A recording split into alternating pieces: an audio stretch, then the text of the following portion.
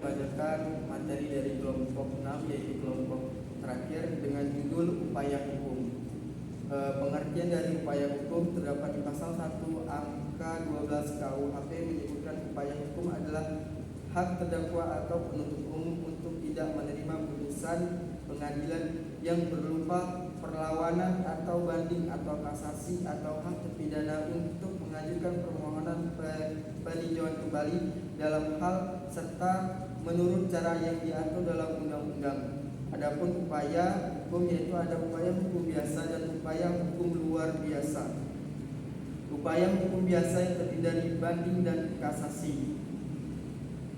Dalam kasasi, dalam pasal 244 sampai 258 KUHP, pasal 244 KUHP junto putusan Mahkamah Konstitusi nomor 114 garis miring PUU X garis miring 2012 mengatur terhadap putusan perkara pidana yang diberikan pada tingkat terakhir oleh pengadilan lain selain daripada Mahkamah Agung.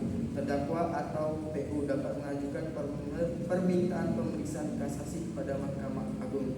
Selanjutnya, tujuan dari kasasi adalah untuk menciptakan kesatuan penerapan hukum dengan jalan membatalkan putusan yang bertentangan dengan undang-undang atau keliru dalam menerapkan hukum. Selanjutnya, masuk ke dalam banding.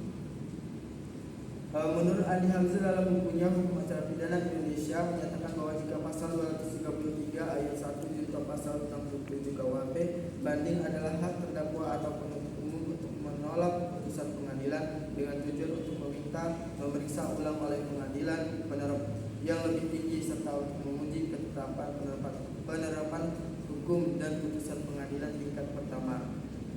Masuk ke dalam upaya hukum luar biasa yang terdiri dari atas pemeriksaan tingkat kasasi demi kepentingan hukum dan peninjauan kembali.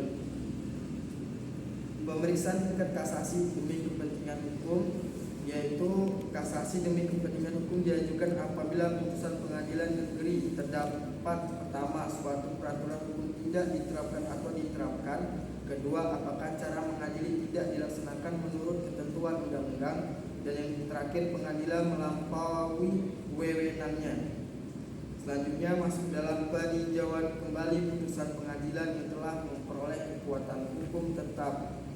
Upaya hukum peninjauan kembali putusan pengadilan yang telah memperoleh kekuatan hukum tetap diatur dalam pasal 263 sampai 269 di KUHP. Permintaan peninjauan kembali dilakukan atas dasar yang pertama, apabila terdapat keadaan baru yang menimbulkan dugaan kuat bahwa jika keadaan itu sudah diketahui pada waktu sidang maka berlangsung. Kedua, apabila dalam berbagai putusan terdapat pernyataan bahwa sesuatu telah terbukti akan tetapi hal atau keadaan sebagai dasar dan alasan putusan yang dinyatakan telah terbukti itu ternyata telah bertentangan satu dengan yang lain. Ketiga, apabila putusan itu dengan jelas memperlihatkan suatu kekhilafan hakim atau suatu kekeliruan yang nyata.